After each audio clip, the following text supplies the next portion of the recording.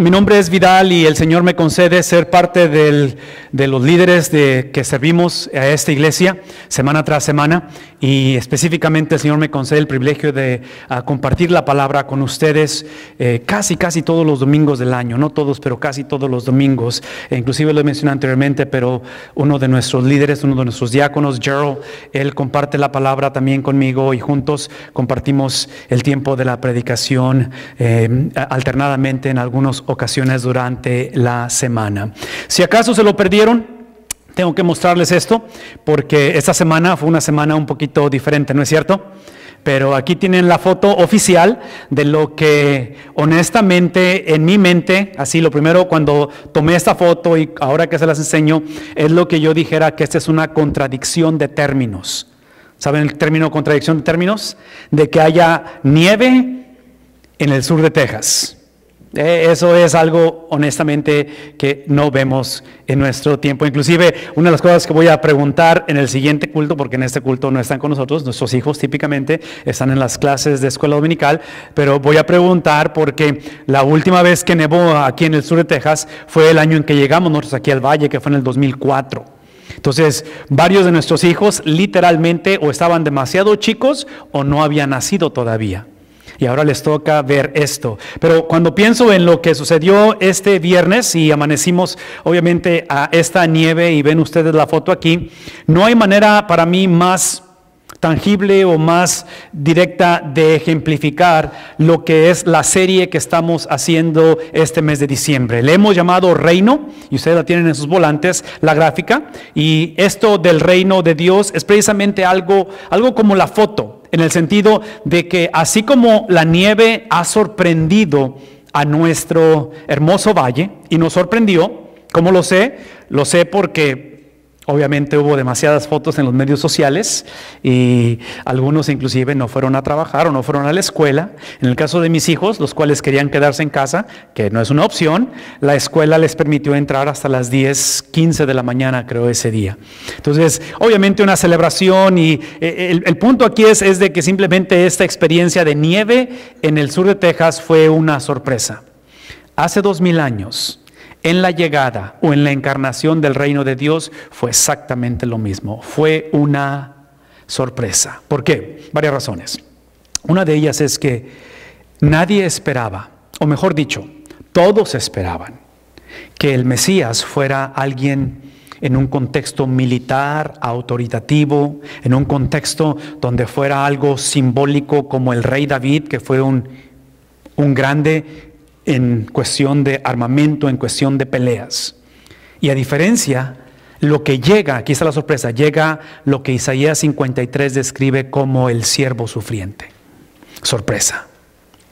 Ninguna persona en el Antiguo Testamento, incluyendo a los profetas inspirados por Dios, esperaban que se hiciera presente Dios mismo.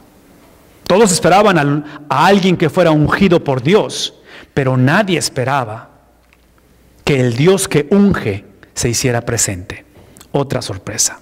Otras de las sorpresas que encontramos en la llegada de Jesús es que si todos esperaban o esperábamos que viniera alguien que nos conectara con Dios, lo cual este Mesías lo ha hecho.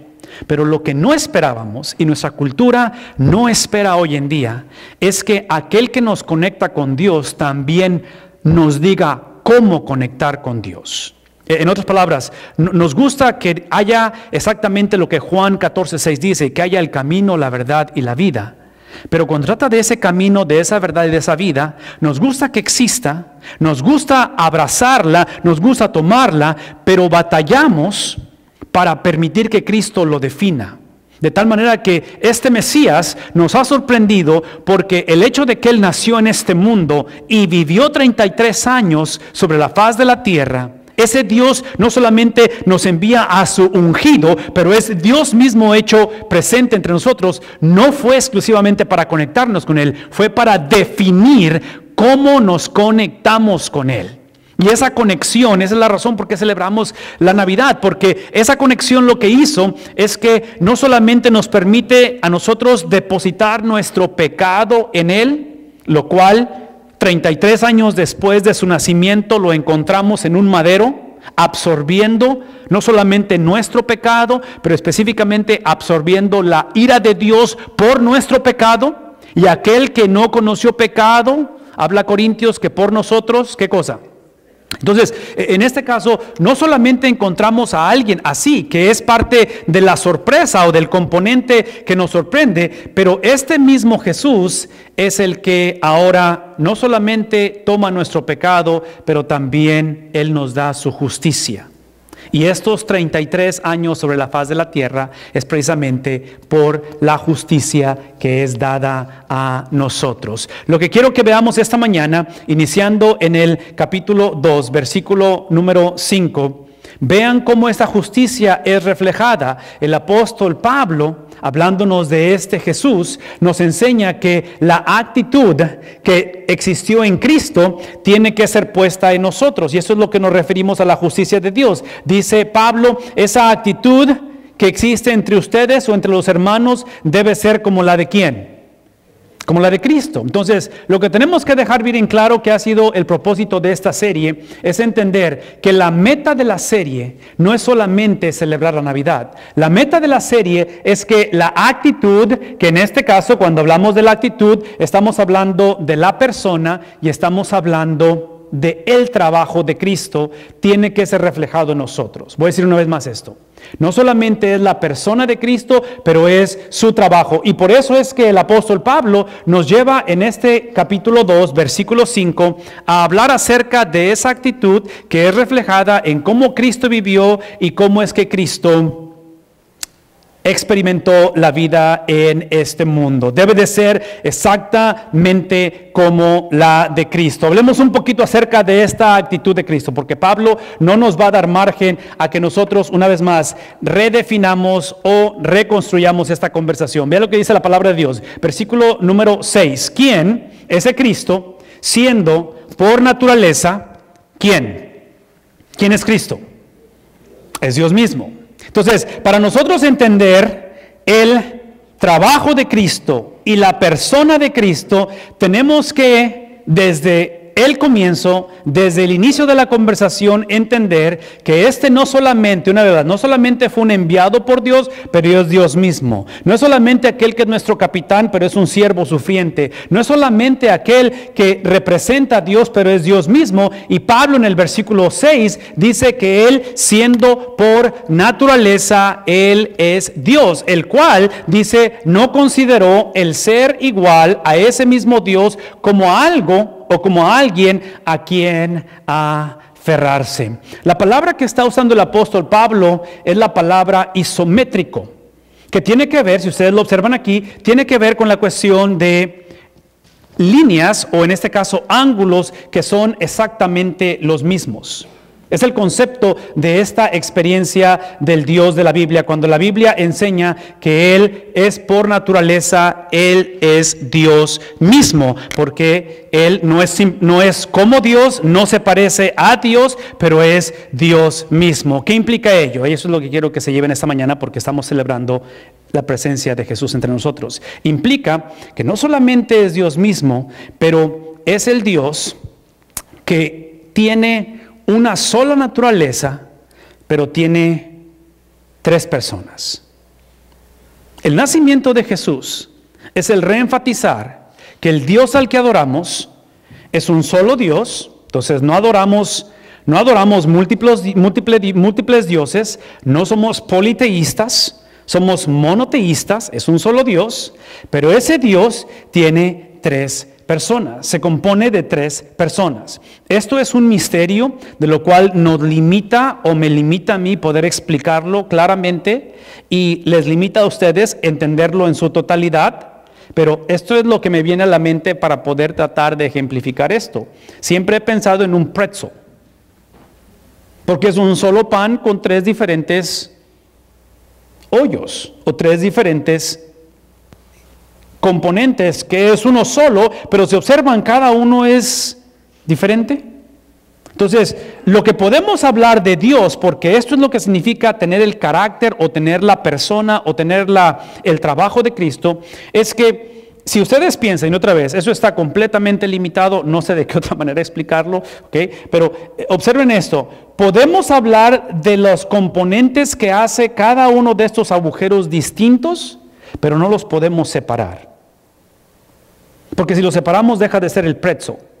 Entonces, en el caso de Dios y en el caso del Dios trino o de la Trinidad, sí, podemos hablar de sus distintivos de cada persona y cada persona es diferente porque cada persona es una persona, pero lo que no podemos hacer es separarlos. No sé si podemos dejar eso en claro esta mañana. Entonces, por eso es que estamos hablando y estamos explicando que este Dios que se encarna, sí, fue el mismo Dios, el cual no consideró el ser parte de ese pretzel o ser el pretzel, no lo consideró como algo a que aferrarse. Nosotros tenemos ya algunos años en los que nuestro hijo, el menor Josué, ha estado jugando básquetbol. Y ahora que está en su segundo año de high school, obviamente nos toca ver diferentes experiencias, pero es interesante ver que cuando uno de los equipos va ganando, le va ganando al otro, llega un momento en el cual se va acercando el final del partido, y cuando llegas al final del partido hay ciertas cosas que el equipo que está ganando empieza a hacer como respeto al equipo que le está ganando, el que está perdiendo. Una de ellas, por ejemplo, tiene que ver que cuando empiezan a tirar los tiros libres o tiros de castigo, no sé cómo se diga en español, pero en inglés se llama free throws, y cuando están en la línea tirando esos tiros, típicamente cuando ya el partido básicamente está decidido y ya es un hecho de que van a ganar, ¿sí? Al estar en la línea, el coach manda a todos los del equipo, los manda hacia el otro lado de la cancha y deja que el jugador tire solo. Obviamente están los otros muchachos del equipo contrario que tratan de defender,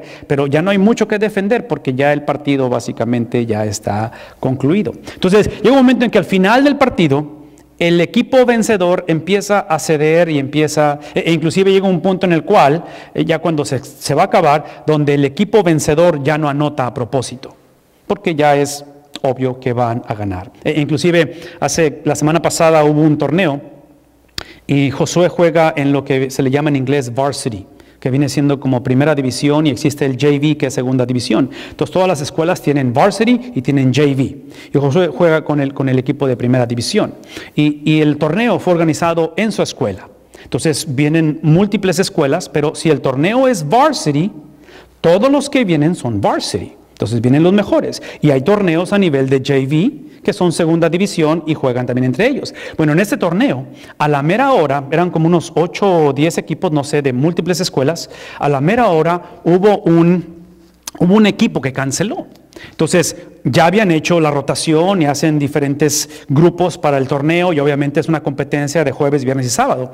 El punto es que cuando cancela este equipo y a la mera hora falta un equipo, y si falta uno se desacompleta lo que son los grupos, la escuela anfitriona se ve obligada a meter al torneo al equipo de JV, porque no hay más a quien meter hacia la mera hora.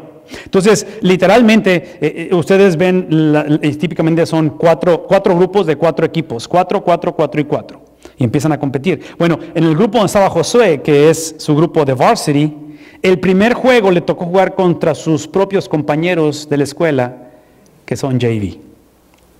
Entonces, de antemano, ya sabían quién iba a ganar, de antemano ya sabían cuál iba a ser, o se anticipaba porque obviamente estos son mejores que estos otros, de tal manera que lo hicieron competitivo, y nos decía que se limitaron un poquito a no jugar con todas las fuerzas porque era una categoría un poquito más abajo.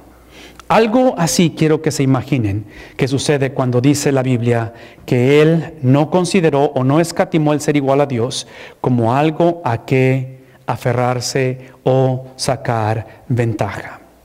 La Navidad lo que significa, y otra vez, yo no sé si ustedes han hecho esto, pero si acaso ustedes, y ahora en la computadora lo pueden hacer, si alguna vez escuchan un podcast, que es básicamente un programa de radio o una predicación en su teléfono o en su computadora, ahora los sistemas tienen la habilidad de poder aumentar la velocidad del programa de tal manera que está lo que es la velocidad normal, y si lo aceleran empiezan a hablar así como ardillitas, pero también lo pueden hacer donde la persona habla así, lo pueden bajar.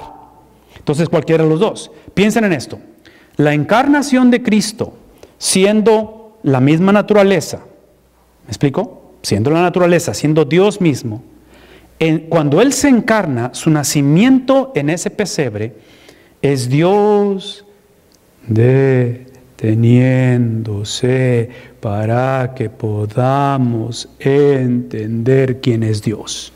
Ese es el nacimiento de Cristo. Dios descendiendo a nuestro nivel para que entendamos quién es Él.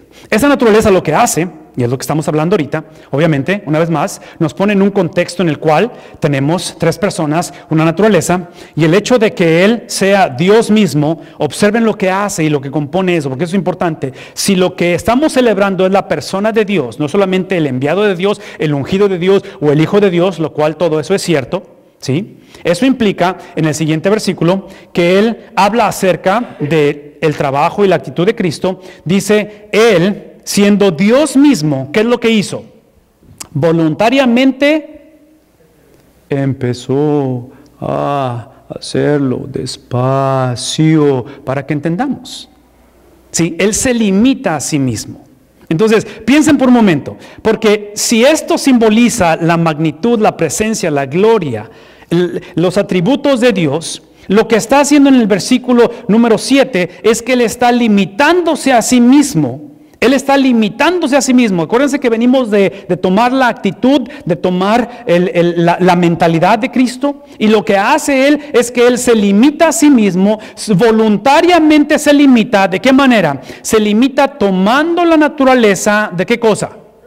Sí, lo que vamos a ver la semana que viene, Dios mediante, porque si ustedes leen los siguientes versículos, vamos a hablar acerca de lo que viene siendo el nombre en el cual toda rodilla se va a doblar. ¿Recuerdan eso? ¿Toda rodilla se va a doblar? ¿Sí? El nombre en el cual nos vamos a tener que doblegar no es el nombre de Jesús, es el nombre del Señor. El nombre de Jesús siempre lo tuvo, pero el nombre que se le va a dar a Él cuando Él voluntariamente toma la naturaleza de siervo es que le da la autoridad. Una vez más, lo que lo hace ser el Señor es que voluntariamente se hace siervo. ¿Sí ven lo que está sucediendo aquí? Una vez más, entiendan esto, porque la próxima semana vamos a hablar de cómo toda rodilla delante de Él se va a doblegar. El nombre que se le da a Él no es el de Jesús, ese ya lo tenía, ese ha sido su nombre, ¿sí? El nombre que Jesús va a ser impuesto o va a ser dado a Él, especialmente en este proceso en el cual se rebaja voluntariamente, es el nombre que recibe al hacerse o a Él literalmente tomar esta naturaleza de siervo, en la cual Él se hace, ¿qué cosa?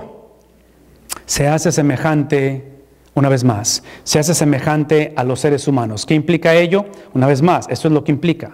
El haberse hecho, el haber sido o el ser, ¿sí? Una misma naturaleza con tres personas. Ahora el apóstol Pablo nos dice que Él se hace semejante a los seres humanos. Y espero que estén anotando esto, porque aquí son matemáticas, son números y no quiero confundirlos porque observen lo que está sucediendo.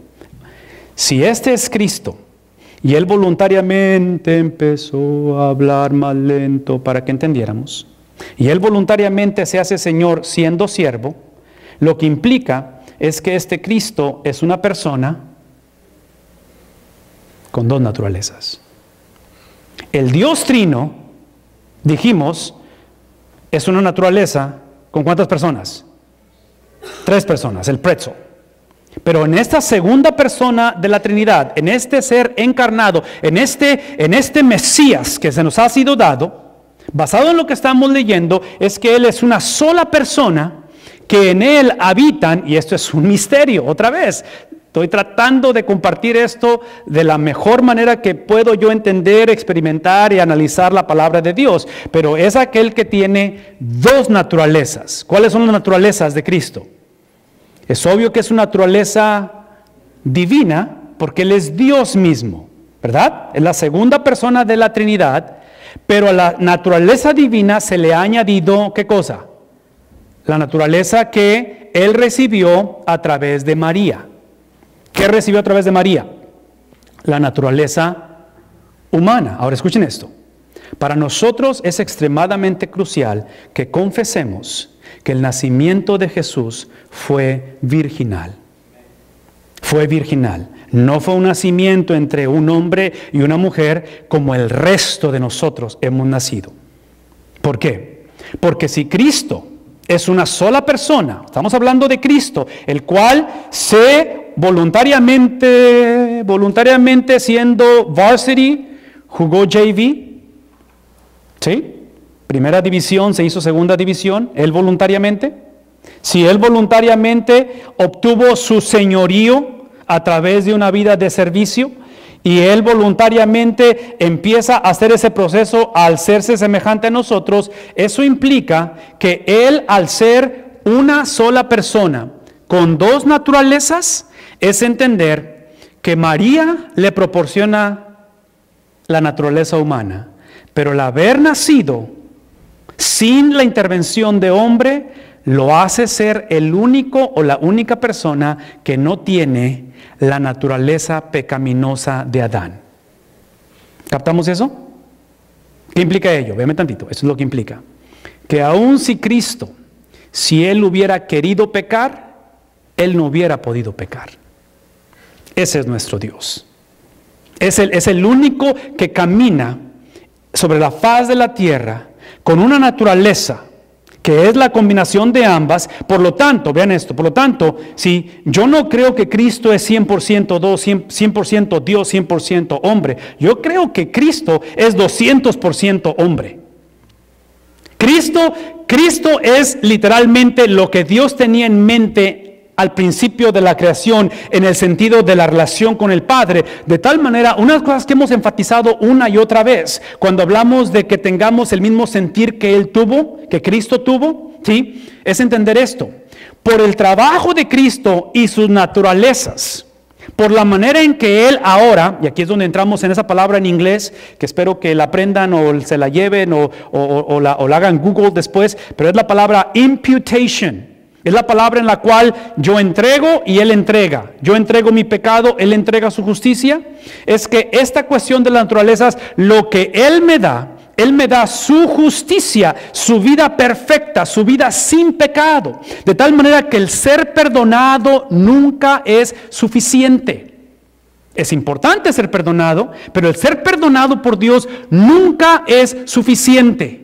La razón por qué Él habita entre nosotros y Él camina por 33 años bajo la combinación de estas dos naturalezas, que otra vez, estas dos naturalezas son como el pretzel. Una vez más, el pretzel, me tengo que regresar al pretzel.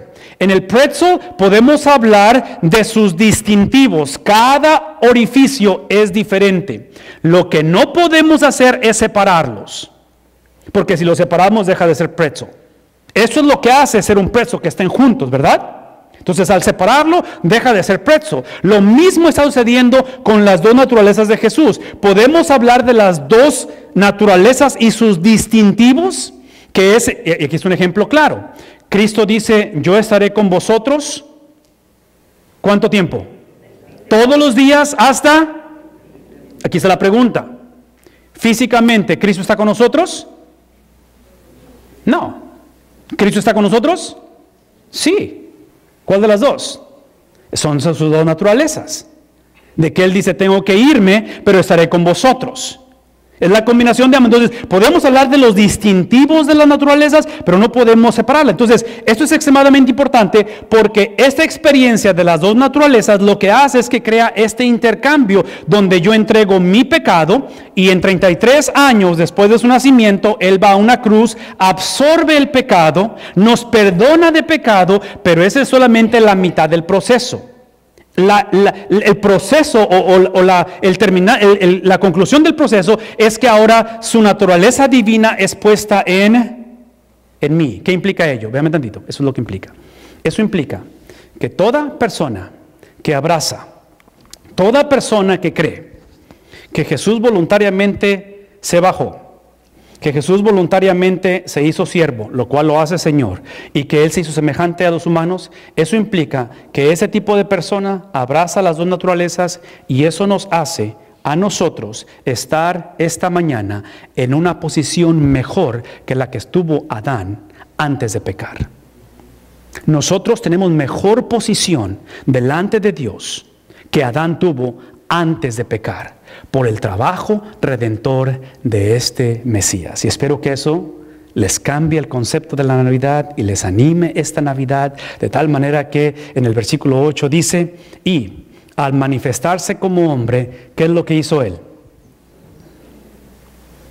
Al manifestarse como hombre, Él se va a humillar. Él se humilla a sí mismo. Por favor, véanme tantito. La humillación de Cristo a sí mismo es el plan redentor de Dios que Él siempre tuvo desde el principio de la eternidad.